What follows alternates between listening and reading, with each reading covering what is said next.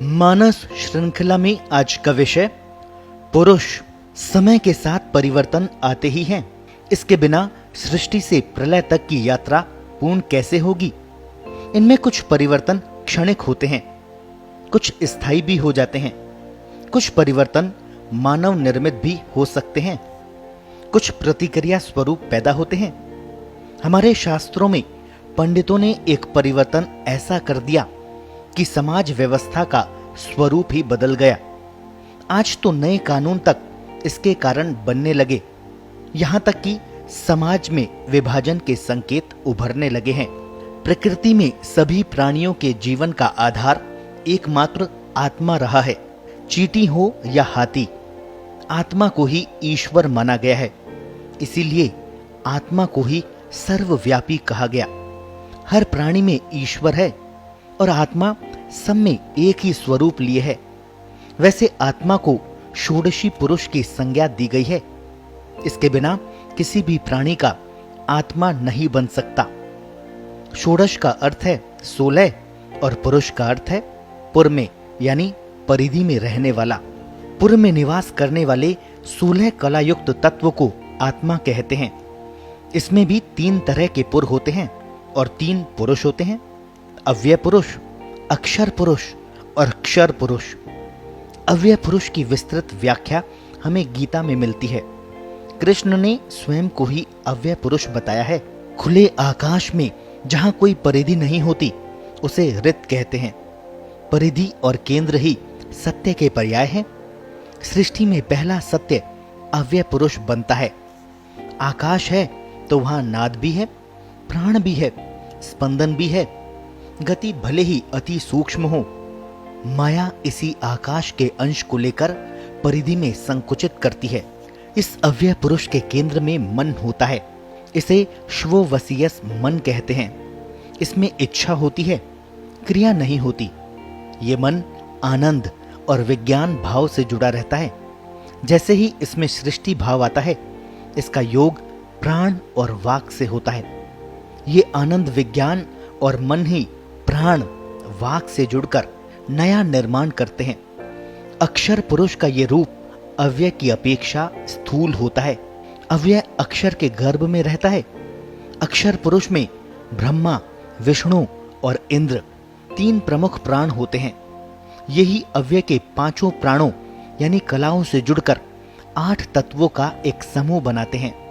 ये अग्नि और सोम पर क्रिया भेद से अक्षर सृष्टि का आगे विस्तार करते हैं। सूर्यमंडल सभी प्राणों का केंद्र है, देवलोक कहलाता है। सूर्य ही देवराज इंद्र भी हैं।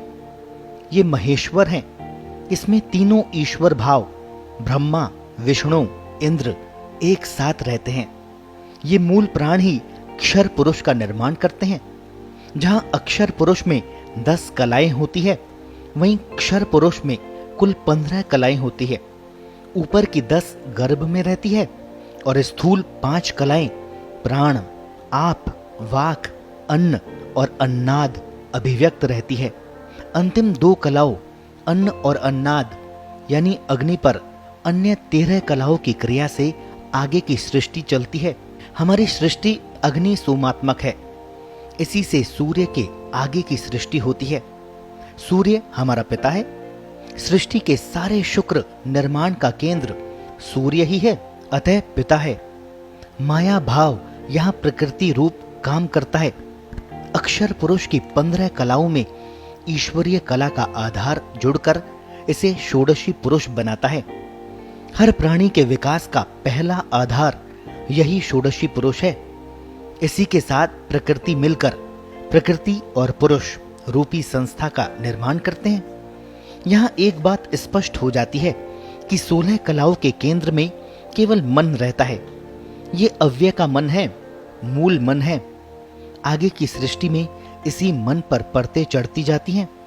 मन भीतर से भीतर गर्भ में दबता चला जाता है। अक्षर, क्षर या उसके आगे गंधर्व, पशु प्राणों की सृष्टि में आते आते परतें भी अनंत हो जाती है। हम पशु सृष्टि में आते हैं।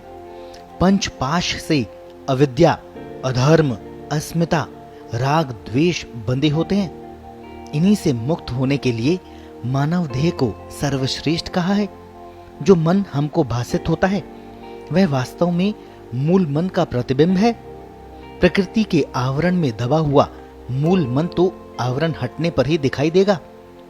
प्रतिबिंबित मन तो आवरण युक्त है, सदा एक सा रहता ही नहीं है। इसीलिए कृष्ण कहते हैं, निस्त्रे गुण्य भवै अर्जुन। आत्मा की खोज का अर्थ भी यही है, स्वयं से स्वयं का परिचय, आवरण हटाकर। ये जो षोडशी पुरुष बना, यही हम सबका आत्मा है। इसी के आधार पर वेद पुराण उपनिषद आदि की रचना हुई। इसी की व्याख्या सर्वत्र है। धीरे धीरे पुरुष की इस व्याख्या को नर के साथ जोड़ दिया और सारे शास्त्रों की व्याख्या इस मानव देहधारी नर पर लागू करके शास्त्रों का निर्माण कर दिया। शेष सृष्टि और मानव देहधारी नारी को बाहर निकाल दिया। ये सही है कि हमारी सृष्टि पुरुष प्रधान है, किंतु इसमें तो स्त्रियां भी शामिल है। कोई समाज या देश कभी भी पुरुष प्रधान अलग से कैसे हो सकता है? आवश्यकता तो इस बात की है कि सारी टीकाओं को दोबारा लिखा जाए, जहां नर और नारी दोनों ही पुरुष रूप में प्रतिष्ठित नजर आए। इसके बिना किसी भी समाज या देश में नर नारी के बीच न स्पर्धा का दौर समाप्त होगा, न ही द्वंद्व और टकराव का। आज तो कानून भी स्त्रियों और पुरुषों के लिए अलग अलग बनने लग गए। मानव जाति का इससे बड़ा हास क्या होगा? सभी प्राणी नर और मादा है, सभी पुरुष भी हैं, केवल मानव ही पुरुष नहीं है। सृष्टि में प्रकृति कार्य रूप होने से दिखाई नहीं पड़ती, पुरुष रूप दिखाई देता है।